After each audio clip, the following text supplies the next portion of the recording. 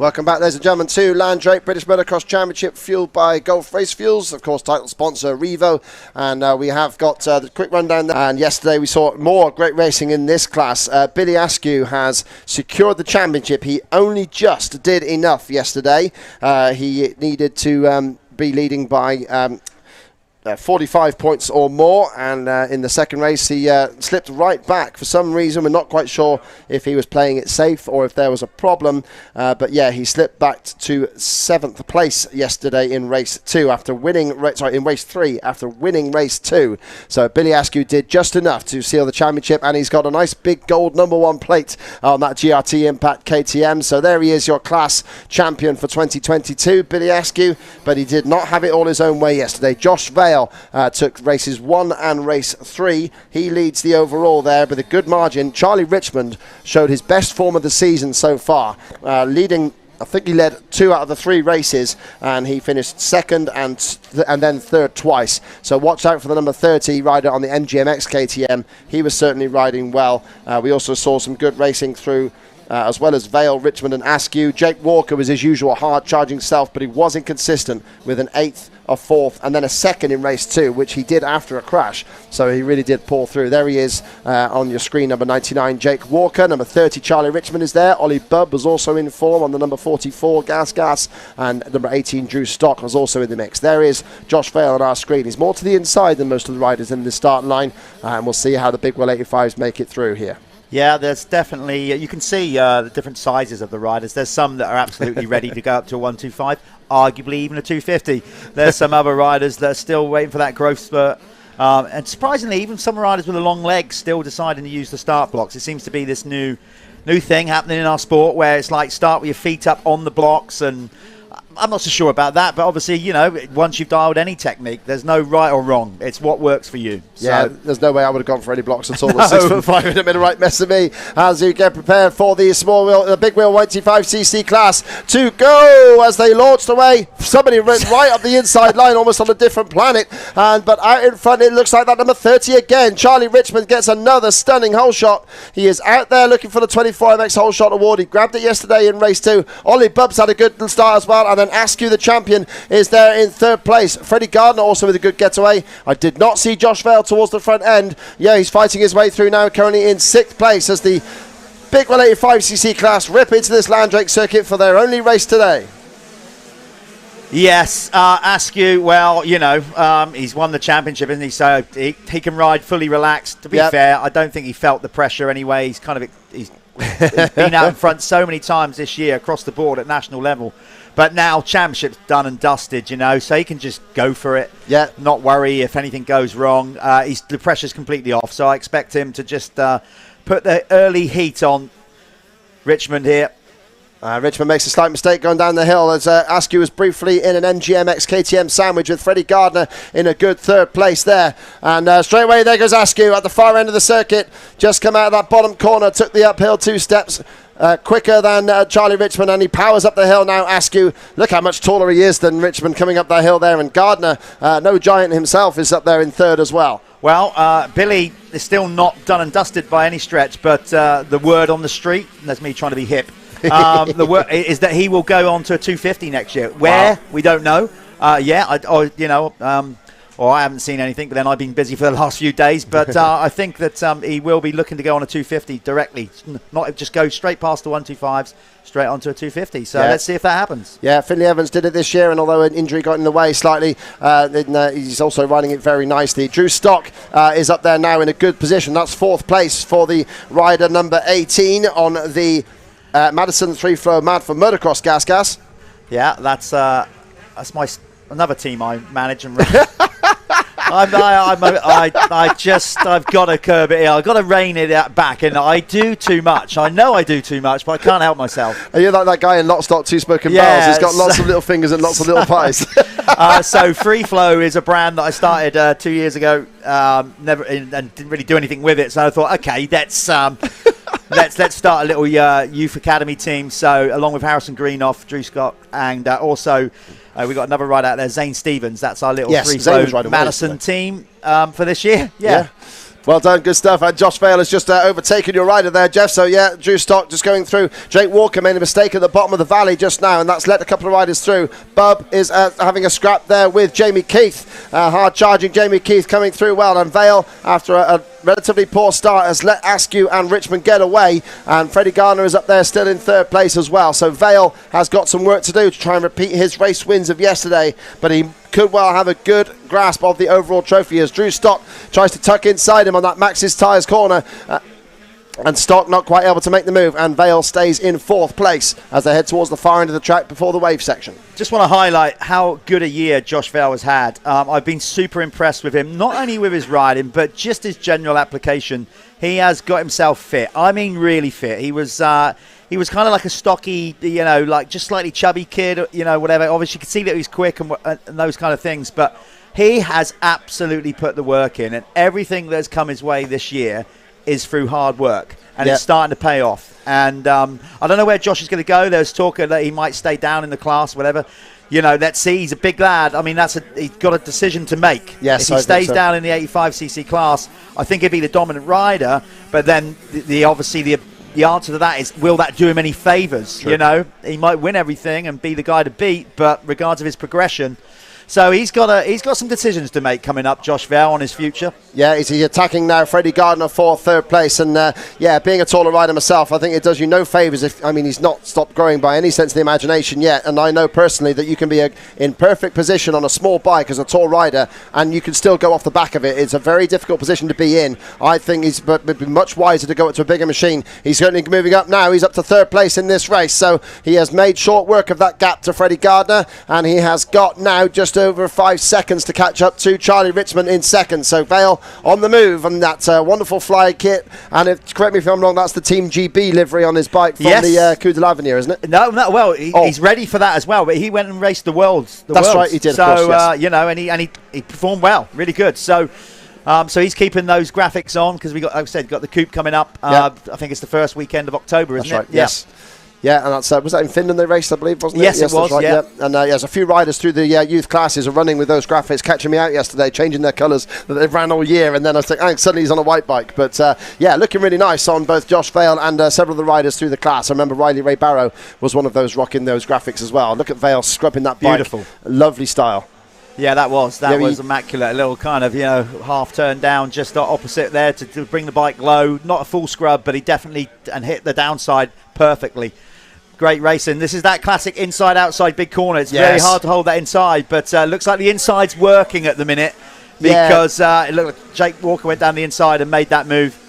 The inside was working in the bigger classes, in the adult classes in qualifying. They were all going tight, but in the smaller classes, it actually is much of a muchness because you lose so much momentum at the tight end, and on the smaller bikes, firing around the outside, it can be very, very close. But that's the beauty of the whole course design and motocross. That will start to get rough, and I guarantee as we go throughout the day, more and more people will then start to use the outside. Yeah. Jake Walker charged up the inside of Freddie Gardner. Sorry to cut across you there, That's right. No worries. But Gardner's lost a couple of positions on that lap after Vale passed him. So did Drew Stock, and now Jake Walker and Jamie Keith have also both got past the MGMX KTM rider Freddie Gardner. Yeah, the track's developing well. You can say there's the 85s out there at the minute. They're getting just nearly losing the front end coming down the Landrake hill there. But you can see it's starting to tack up well. The ruts are quite big for some of these 85s. But you can tell by the amount of... There's Drew, little short legs struggling out of that corner. But what you can tell is the dirt on the bike. Yes. That's how you know that the track is in quite good nick right now because it's tacky, but it's not flying up and the bikes aren't getting too dirty. So right now, I think we're about one race away from the track being probably just about as good as you're going to get it.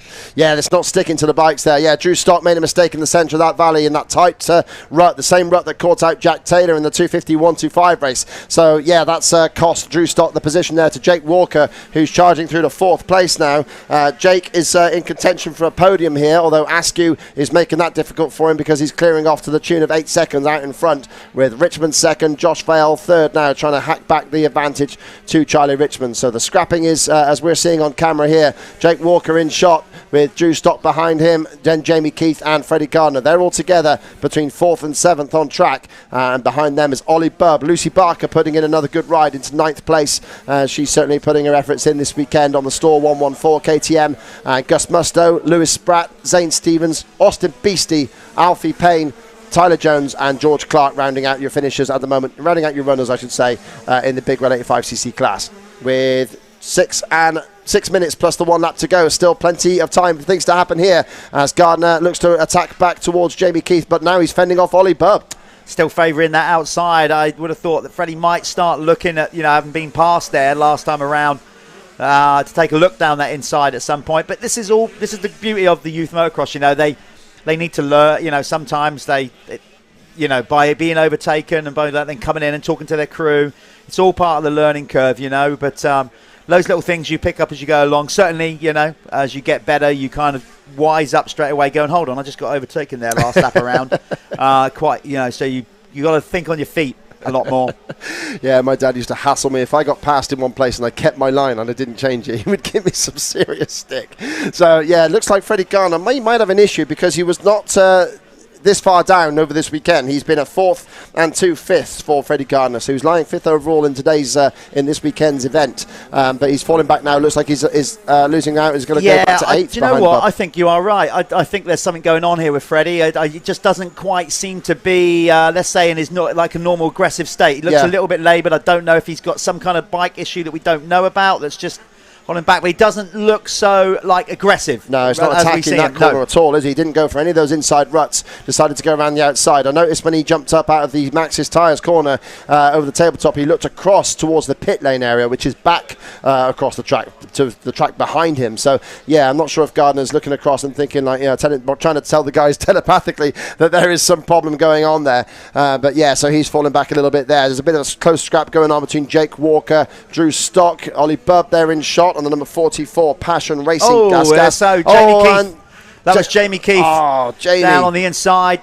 He's got up. He's looking like he's hurt though. Oh, right. It looks like right in the midriff. Maybe winded. Yeah, maybe those handlebars as he washed the front end. He maybe all his momentum took him forward, and the classic.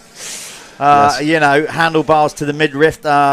We've all had our fair share of them. Yes, we have. Yes, as a youth racer, I didn't suffer too bad when that happened to me. You were so far back. I don't mean in the race, by the way. I just like to stress. I don't mean your result. I mean because you're about 8'7", whatever you are. If anything was going to your midriff, it was probably the tip of the rear mudguard. Yeah, the problem is the midriff got a bit bigger as I raced as an adult, and there was beer in there from the night before on a couple of occasions, and that really did do me no favours. Call it an airbag. Oh dear. So yeah, Jamie Keith unfortunate there to drop it at the top of the hill. We'll see if he can rejoin or if that is the end of his race. We hope not. We hope that Jamie gets back on and charges forward as he usually does. Richmond now is 10.899 seconds behind Billy Askew, who's really pulled on the coals out in front here, loving life for that gold number 1 plate out in front, with 3 minutes plus a lap still to go. So probably looking at, depending where Askew is right now, again we're in the commentary booth here. If you're trackside and wondering why I can't see where the leader is, it's because I've got the screen with Freddie Gardner and Ollie Bubb having a scrap for 7th place. That's the closest dice on track in the top 10 anyway. And Bubb trying to go around the outside of Gardner up the far hill by the hedgerow, and he just overtakes him there into that top corner of the circuit. And yeah, like you say, very little fight from Gardner, so I think he's tackling an issue, Jeff. Might be arm pump, maybe, who knows. Their only race of the day here today in the big 85cc class, so it might be just a little bit tight. Yeah, obviously, it's me and Ben here. It's very difficult to get out and talk to all the riders between each day and whatever. Maybe that's something we look at next year, where we get somebody go around and get all the goss, because we don't know. Freddie might have tweaked an ankle or something yesterday. We just don't know. But he just doesn't seem to be looking like he's. Freddie is a aggressive rider. You can tell. What I mean by that, he's always up for the fight. I wouldn't say. What by aggressive, I don't mean he's in there and he's running wheels in on everybody, but he attacks the track, and he's on it, and his body language, he throws the bike around, but he just looks a little bit sedated today. Try and find out the reasons why, but of course they're not coming out for a second moto today. No, it's the only time you'll see them on the screen today. But Ollie Bubb looking good. in that ride, MFG race kit. But another rider that's just suddenly, to me, like over the last 2 or 3 months, he's just got about another 3-4 inches taller, it looks like. Yeah, it looks like he's another rider ready to go up to a 125. Yeah, absolutely. And how it looks with the overall standings at the moment, with about a minute and a half to go plus a lap, we have got there Josh Vale in third place. That still will be enough because they had about a 10-point advantage over Charlie Richmond. They were first and second after yesterday's races in the point standing. So Vale is doing enough right now. If he stays there, he will be the overall winner for your weekend. Billy Askew with this win, even with Charlie Richmond still stays in second, they will be equal on points. And of course, the final race there will make it a tiebreaker. So Askew looking good for second overall.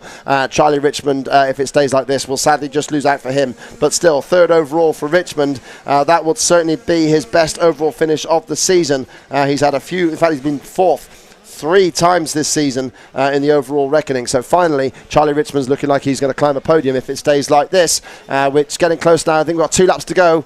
We've got 37 seconds before Askew has to cross the line, and that would be the 1 lap flag, 1 lap board, sorry. No, it's not going to happen, I think, unless our timing's slightly behind. We don't see the board. No. So, yeah, there we are. So 2 laps to go then for the Big Wheel 85cc class, with Billy Askew out in front.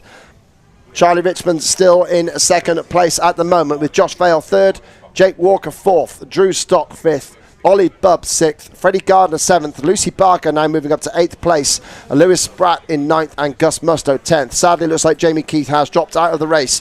He is right at the tail end of our timing screens at the moment. I think it's 2 laps since he fell off. So sadly for Jamie, that is the end of his day, as Josh Vale attacks Charlie Richmond for second place towards the latter end of this race. Yeah, this is going to be hard for Charlie to keep Josh behind, just because Josh is carrying a lot of momentum. He's caught him up pretty quick, and like I said, he's a pretty aggressive rider. He's had basically, like I said earlier on, a brilliant year, I think, and he's carrying a lot of momentum. He's beaten Billy straight up in a couple of races towards the latter part of the end of the year. So, he's going to want to make light work here, and he's closed in so quick on Charlie. Charlie's going to have to start going defensive. Look at that, right round the outside. I think he's going to pop up alongside him on this jump, hold the inside. It's all, Charlie's going to pinch him off, take that inside. Let's see what Charlie makes a decision here. He probably doesn't even know he's gone the back of him that quick, although they did just go past the pit signalling area, yes. So he probably knows now.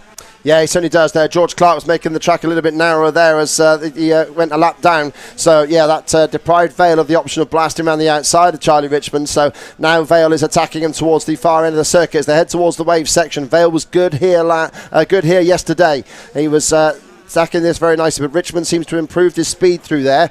He was a little bit of a disadvantage through that section yesterday, but he's held it on very nicely through there. Vale looked a bit tricky down that downhill. Yeah, wow, looked a bit rough on the front. He opted to sit down, and then I don't think that was stood up there. He could have had more balance on the bike, but he looks very relaxed. I noticed just before they went into the whoop section that he took a look over his shoulder, just surveying the whole situation, and he seems really relaxed where he's at. So I think, anytime soon he's just gonna find his moment on the track. He's probably already knows there's a place where he's got a better line, or he's just got to get that classic thing where you've got to get close enough to execute.